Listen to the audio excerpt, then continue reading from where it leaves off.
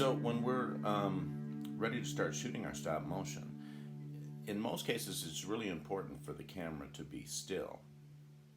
I might try to make one little example where we can do something else, but normally we want to keep it still. And so what I'm going to try to do, I just want to show you a couple of quick little ideas on doing it.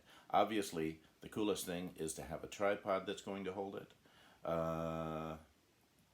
Most people don't for their cameras, but if you have a selfie stick, you can always strap that or rubber band it or tape it to something or clamp it to something. It all depends upon what you have, and then that's a way that you can keep your camera very still while you're shooting. Here, check this out. I'll show you what I'm going to try to do. I'm going to go ahead and open my stop motion app so that I can see what's going on. I'm going to flip it this way. Now the problem is that when I start making exposures, I have to reach over here and push this, and then I can knock that over. So I might be able to, block it up like this. Remember, I just want to do things so that it's not going to get, that I'm not blocking the lens here. So this way I might be able to, come on.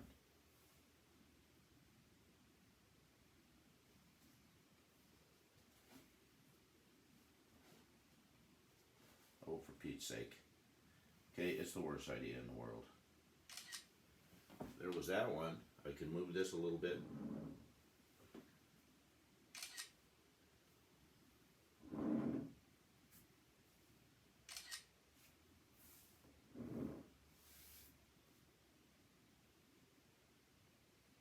Oh, what did I just do? All right.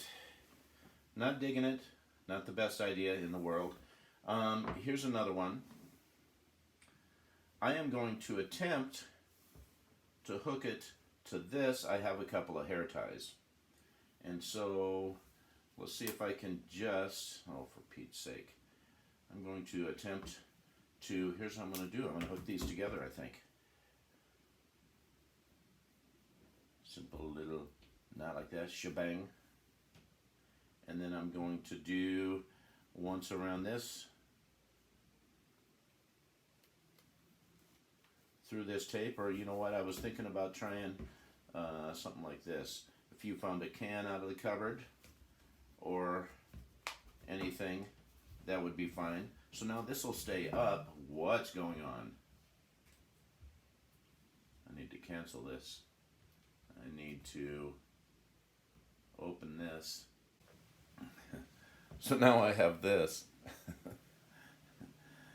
I'm gonna try to open my stop motion. Bam. Here we go.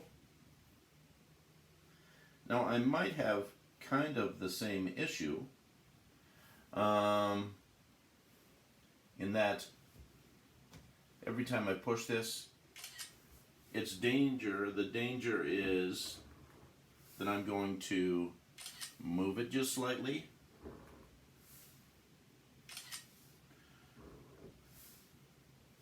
So here's another really cool option that it has here, so that won't happen. There's a timer button here.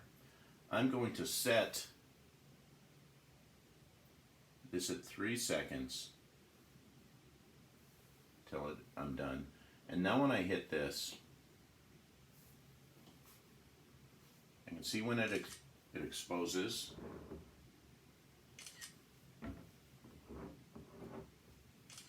Woo! You gotta make sure you get out of there. Also be conscious of your shadow. So if you have a light behind you and you're getting in there constantly,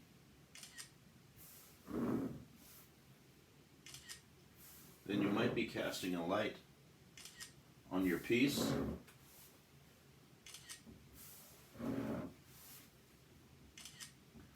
And so it's kind of just a matter of rhythm here. All right. I'm really interested in seeing what I just made. It's a masterpiece. I need to talk a little bit about focus and exposure. Right now, I'm just developing an idea, but I need to steady the camera, and so I try to do that. I also simplified the background by just simply limiting how much I can see. I'm pulling extra stuff out of it in a moment.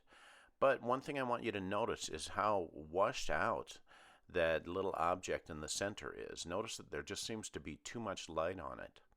And that's because the way that a camera's exposure works, this right now is automatic exposure, is trying to take all the darks and all the lights and average them together.